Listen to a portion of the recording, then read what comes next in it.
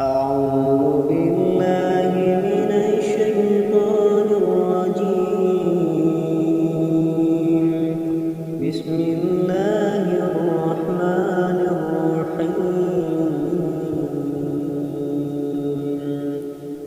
الحمد لله الذي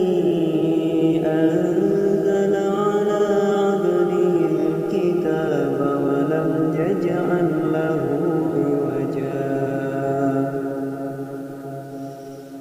قيما لينذر بأسا شديدا من لدنه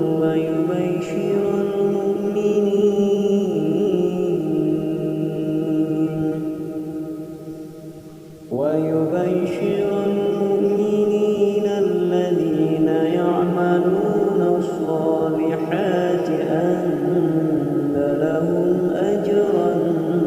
حسنا ماكثين فيه أبدا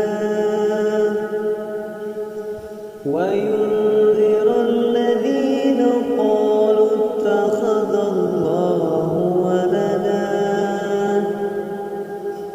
ما لهم به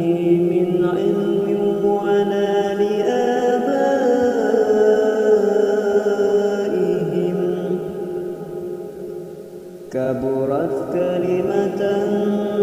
تخرج من أفواههم إن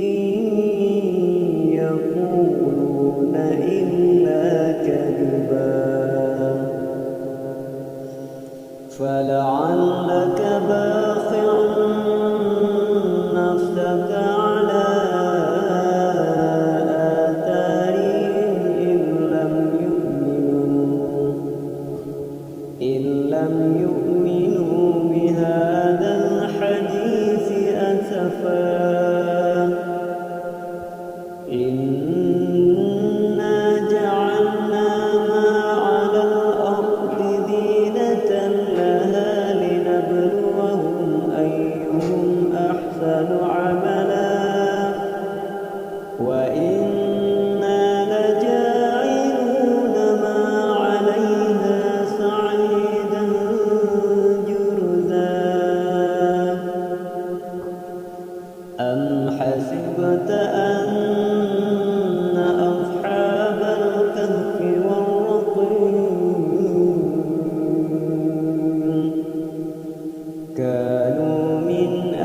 آياتنا عجبا إذ أوى الفتية إلى الكهف فقالوا ربنا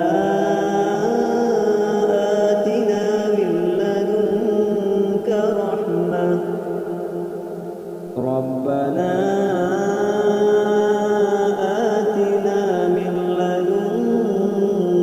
رحمة وهيئ لنا من أمرنا رشدا فضربنا على آذانهم في الكهف سنين عددا ثم بعثناهم لنعلم أي الحزبين أحصى لما لبثوا أمدا صدق الله.